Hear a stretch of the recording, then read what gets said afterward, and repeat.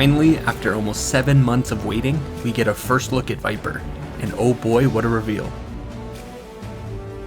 The purpose of this video will be to take a look at the gameplay trailer for Viper, break down its toolkit and get a better understanding of how it functions, and to theorycraft possible rotations from it. Now, there was a lot to unpack from the gameplay trailer, so let's break it down into its main parts.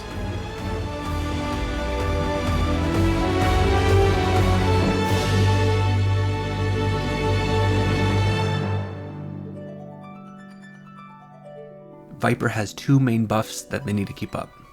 This guy and this guy. The clock increases haste, and the onslaught increases damage. These function exactly like Samurai's Fuka and Fugetsu buffs that do the same thing.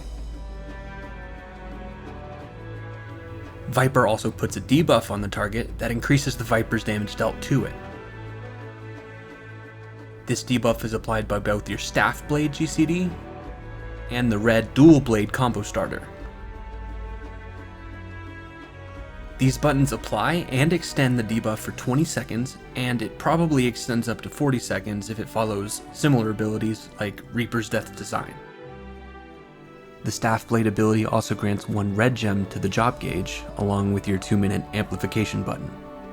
So far, all that was revealed is that these gems can be spent on a powerful ranged combo, which would be useful in periods of brief downtime, but Yoshi P also hinted at Viper having other utility skills that will most likely consume these gems as well, and we have to, quote, decide which one to use in a situation. And that's it, right?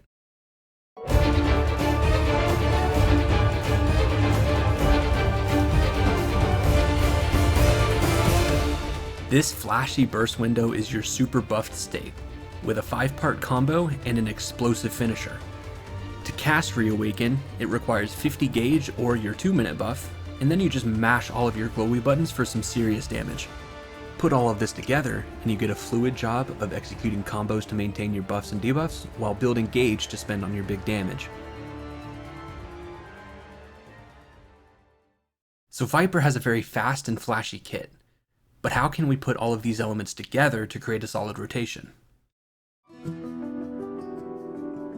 Before we dive into this section of the video, I do want to make very clear that the vast majority of this section will be largely theory crafting, as we don't know any of the ability potencies or proper skill speeds, and what we saw could very well be only the tip of the iceberg when it comes to Viper's toolkit.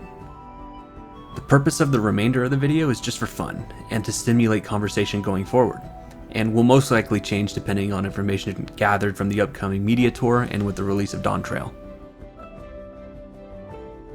That being said, let's talk about Viper's death design.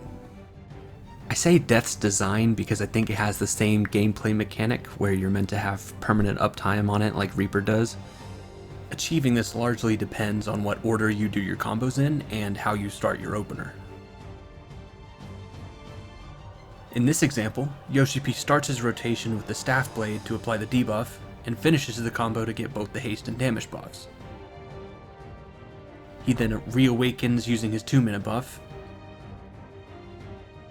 and the burst ends with about 2 seconds left remaining on the debuff, so ideally he would want to use his second Staff Blade charge to cap his gem gauge and reapply the debuff, but he spends it on a range attack instead. I think this will be the general purpose opener, with a slight change to moving your 2-minute buff to after the first GCD, or maybe even pre-pull since it can be cast out of combat, and instead leave the first weave slot open for potions. So it would look something a little like this.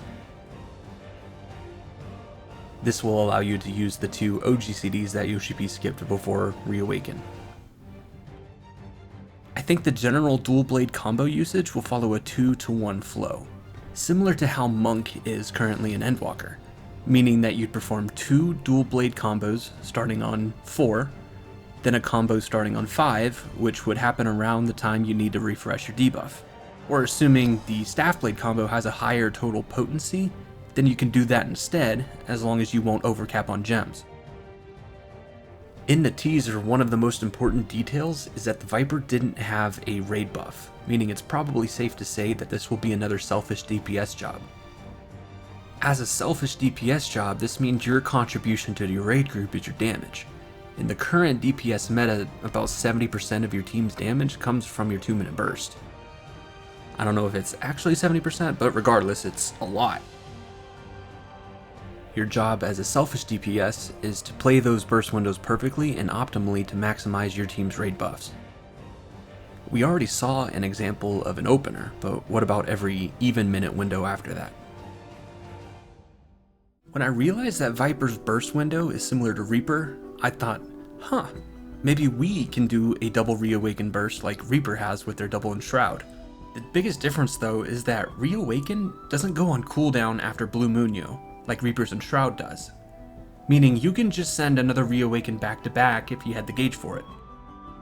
As we saw earlier, a full Reawaken combo looks like it takes around 8 to 10 seconds to complete, which would mean fitting 2 full Reawakens into a comp with 15-second raid buffs would kinda suck, and force you to start Reawaken a bit earlier so you can fit 2 Blue Moonyos into those buffs. But then I noticed something. You see that, yeah? Yeah, something just fell off all 3 of them. Deep. Well, they gave... No, wait, no, it's not a card, because the cards would have already... And they would have been at different lengths. Yeah, like they just put it on. Yeah, hold on. Was that div?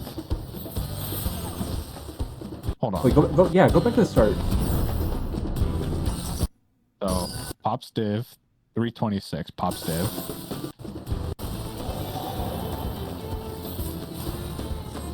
You should fall off now. Oh. No, there's the card falling off of the red mage. Now, yeah. That's 20 seconds. Div's 20 seconds. No shot. Div's 20 seconds. We have 20-second div. What the f? They didn't say anything about it in the live letter, but I think the current 15-second raid buffs are getting increased to 20 seconds. Now, I doubt the current 20-second raid buffs are getting increased as well. I checked the Red Mage and Reaper reveals and it was kinda hard to tell. But having 20-second buff timers would mean Viper could execute 2 full Reawakens comfortably into raid buffs.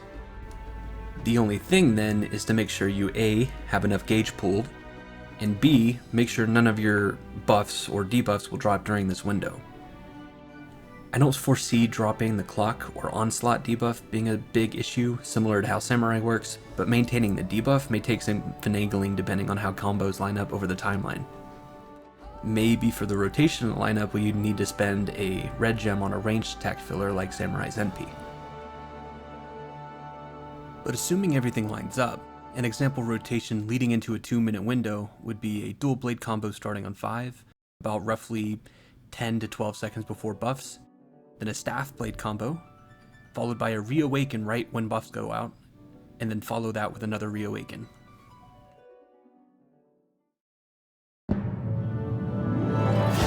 So that's my initial thoughts on the job. I would love to hear from you. Again, this half of the video is all theory crafting and my take on what was revealed. If you have other theories, I would love to read them in the comments below, or if you just think I'm stupid and I should uninstall, that's fine too. Would love to hear it.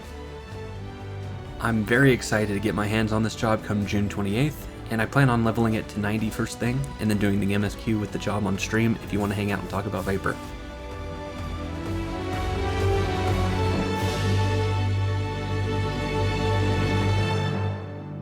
Like Mr. Happy says, it's gonna be a long month until we can finally play the new job that's cracked up on Mountain Dew. Speaking of Mountain Dew, how many kidney stones do you think it'll take to complete the collection?